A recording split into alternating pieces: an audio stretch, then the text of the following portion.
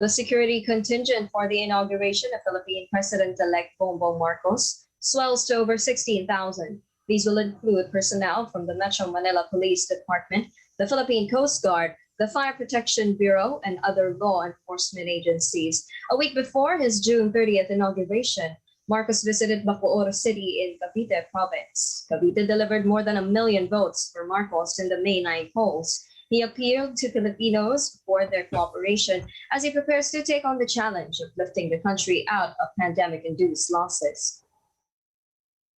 Tulungan niyo po ako. Mahirap po ang ating kailangan gawin. Marami po ang ating kailangan gawin. Ngunit sa tulong ninyo, sa pagkakaisa ninyo, sa ating pangarap na pagandahin ulit ang buhay ng Pilipino. Itong ating pangarap na maging mas maayos, mas mapayapa at mas maganda ang ating buhay ay magiging totoo kapag tayo ay nagkaisa.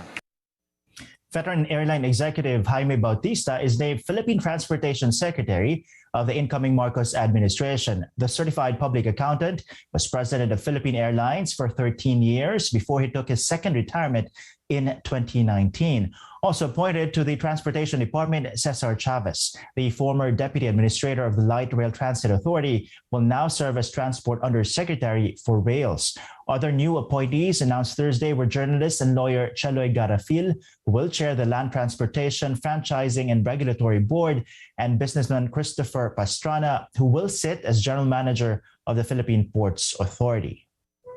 Meanwhile, at least 2 cabinet members of outgoing Philippine President Duterte to serve in the incoming Marcos administration. Former Cabinet Secretary Carlo Nograles is renominated as the chair of the Civil Service Commission.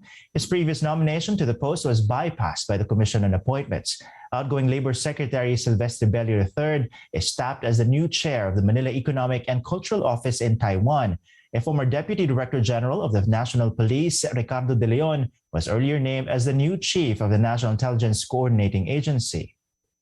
Outgoing President Rodrigo Duterte expressing hope the next administration will continue his projects, which he said have made the Filipino public happy. This as the chief executive led the turnover of residential units to select uniformed workers in Davao City on Wednesday, which was among the additional benefits he gave them during his term. Duterte said it is now up to his allies in the Senate, Senators Bongo and JV Ejercito, to continue pushing for his programs. So, I hope that the program, nandito man si Senator dalawa, sana sila na ang mag-udyok sa administrasyon na hindi kalimutan yung mga proyekto na umpisaan na napakaganda. I hope that the next administration will also continue the things that would make our people happy. A prelude to a full-blown digital martial law. That's how human rights group Karapatan describes the order of the Philippine government to block several websites with alleged links to communists. It says the move affirms concerns raised by several groups against the anti-terrorism law are legitimate.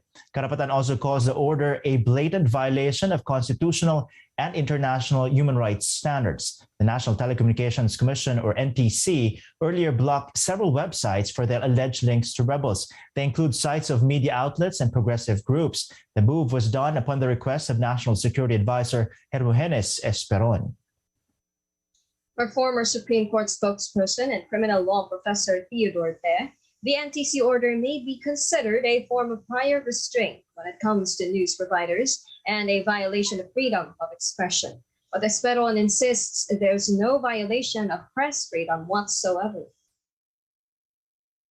There will always be our own concern for press freedom because that is something that is dear to us.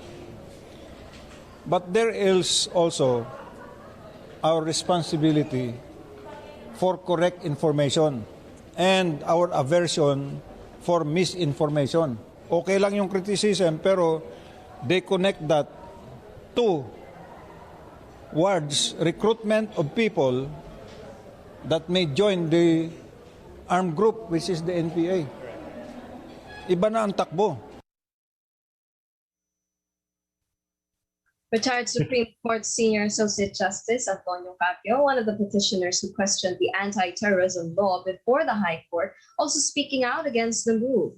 He says most organizations included in Secretary Esperon's list were not even designated as terrorists by the Anti-Terrorism Council.